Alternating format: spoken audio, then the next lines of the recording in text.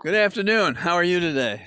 Well, I got kind of the spring back today, and I'm dressed this way not because I usually dress this way when I walk, but I've gone from one Zoom meeting with the League of Conservation Voters, and I have others that I have to do. So I have to get my 4+ miles in sometime, and this is it.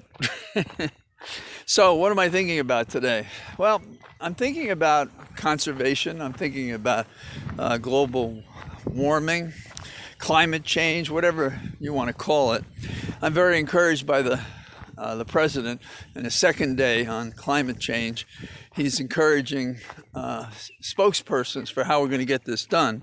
And Granholm is his energy secretary, and she says this is our moonshot. And we had Gates, who's out there saying we've got to spend money to make this happen. It's not going to happen incidentally or coincidentally. It's going to take a lot of work. And I was at this meeting today of the League of Conservation Voters in Virginia, and they have progressed dramatically in recent years. And there's a good friend of mine, Alfonso Lopez, who is a delegate in our General Assembly in the House, the lower house.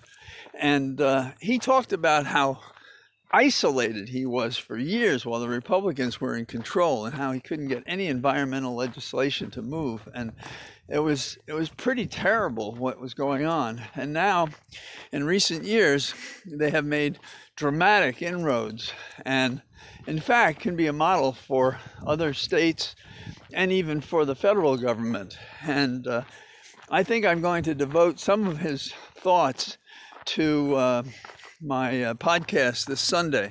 And I'll tell you why. Because it's not only a story about accomplishment and programs that we should have, it also tells us something about the pressure on an individual person who runs for office.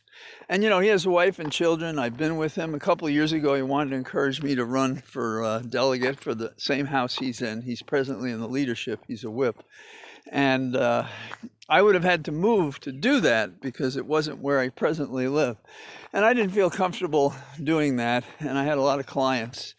I was sorely tempted. He was right to talk to me about it, but I couldn't do it. And see, that's the problem with it. There's a lot of people out there who either don't live in the right district, meaning if they'd move, they could make a difference like he was proposing for me. And by the way, that district was taken over by a Democrat. So my failure to contest that race did not mean we lost it. In fact, we've just held it in the second election, but Alfonso Lopez is being challenged in a primary despite all of his accomplishments in the General Assembly. And I thought I'd talk a little bit about it because he's his best advocate.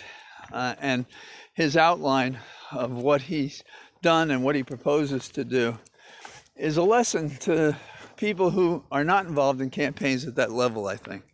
And I've heard lots of people talk about it, but Al is a very smart man, very articulate, very clear. So that'll be in my podcast on Sunday when I do it.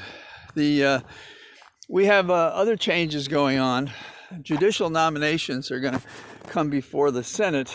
And the first one up, I believe, is the one by Judge Brown, who sits in the D.C.